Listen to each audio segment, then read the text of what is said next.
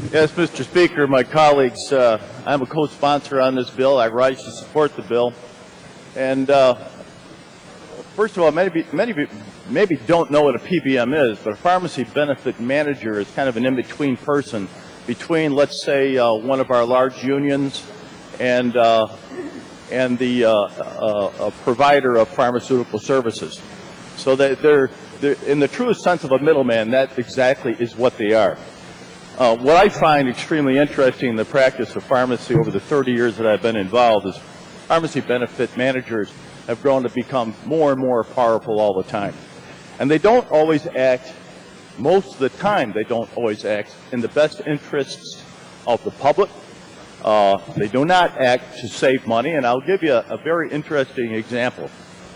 I remember at one time, filling a prescription, I was asked by the PBM, the intermediary, to use a particular drug in a particular class. Same drug, but a generic drug by two different manufacturers. I went on the shelf to look. I had both drugs. The drug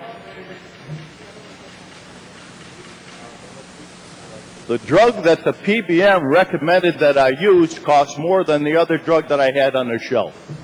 So I ask you a question. Why would that be?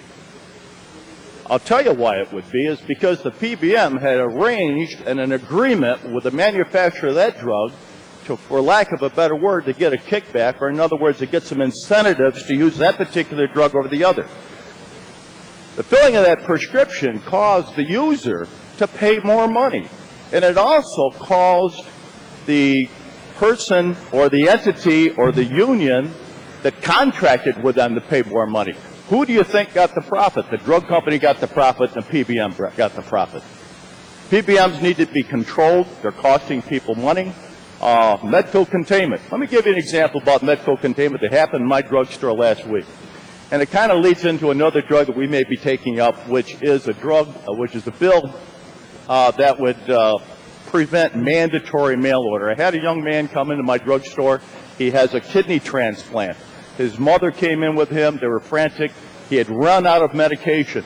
They were forced to get it through Medco or pay a lot higher price to get it through me. I says, well, let me see. The drug hadn't arrived. Let me see if I can get it filled for you. I ran the prescription, and it came up on my screen that it already had been billed by Medco containment, but she hadn't received the medication. They billed for the medication, and they didn't send it out. The mother had to call Medco, force Medco to reverse the claim so I could fill it so this young man wouldn't go into rejection for a kidney. These people are bad. They need to be controlled.